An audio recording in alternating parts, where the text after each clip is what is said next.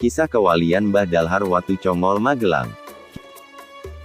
Kiai Ahmad Dalhar, Watu Congol, Muntilan, Magelang, suatu saat melakukan rangkaian ibadah haji, ia bertemu dengan seorang lelaki yang sebelumnya belum pernah bertemu sama sekali.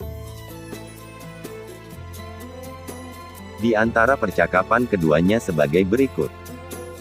"Nama Anda siapa?" tanya Mbah Dalhar. "Nur Muhammad." "Asli mana?" "Magelang." "Loh, saya ini juga asli Magelang." "Anda mana?" "Salaman." "Salamannya mana?" "Ngadiwongso." Ngadiwongso adalah salah satu desa di Kecamatan Salaman, Kabupaten Magelang, Jawa Tengah. Dengan kata lain, Kiai Dalhar dan Kiai Nur Muhammad satu kabupaten, tapi beda kecamatan. Setelah berbicara panjang lebar, Kiai Nur Muhammad berpesan kepada Mbah Dalhar, "Besok, kalau pulang, bila ada waktu silahkan mampir, pinara ke rumah saya ya."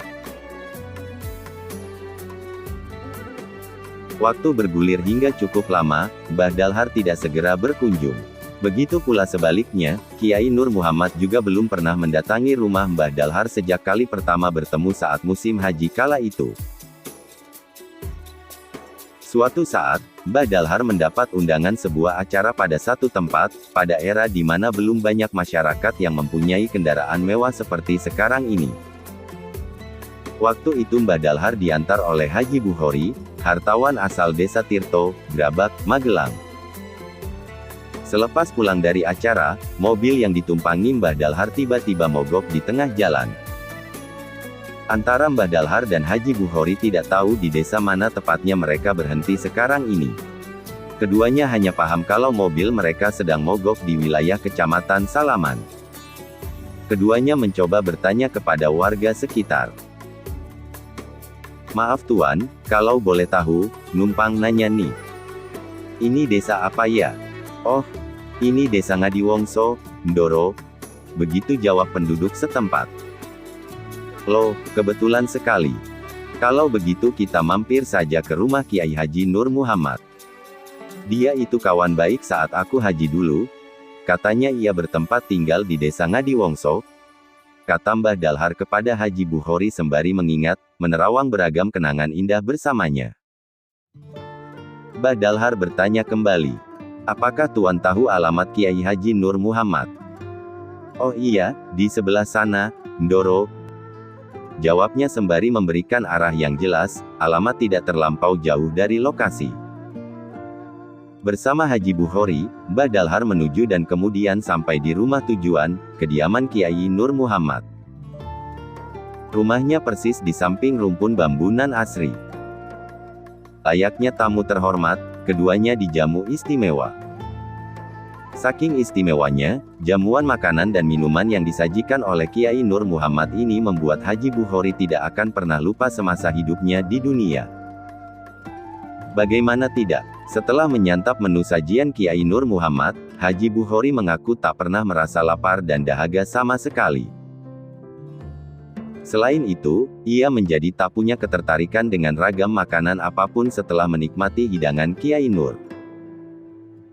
Baginya, selama hidup, kelezatan makanan apapun tidak ada yang sebanding dengan milik Kiai Nur Muhammad. Sekitar 10 hari berselang, Haji Buhori yang disebut masyarakat sekitar sebagai hartawan kaya raya mendapat undangan pada sebuah acara keluarganya di suatu daerah.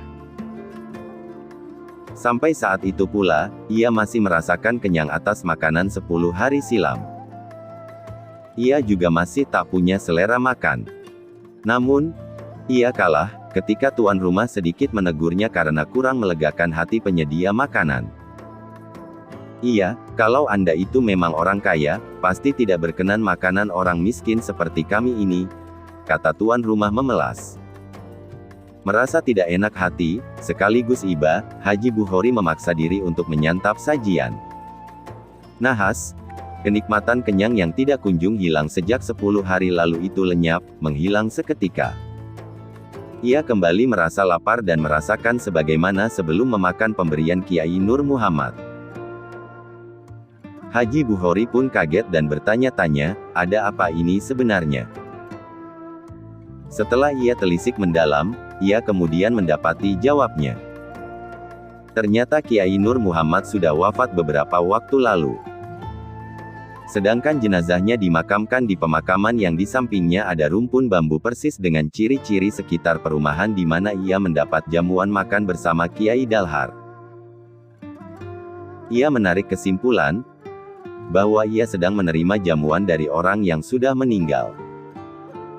Dan kisah ini menunjukkan tentang kebenaran sebuah ayat yang menyatakan, orang yang meninggal di jalan Allah itu tidaklah mati. Mereka hanya pernah merasakan mati sekali saja. Setelah itu mereka hidup kembali dan diberi rezeki oleh Allah Subhanahu wa Ta'ala. Semoga artikel kisah kewalian Mbah Dalhar Watu Congol Magelang ini memberikan manfaat dan keberkahan untuk kita semua. Amin.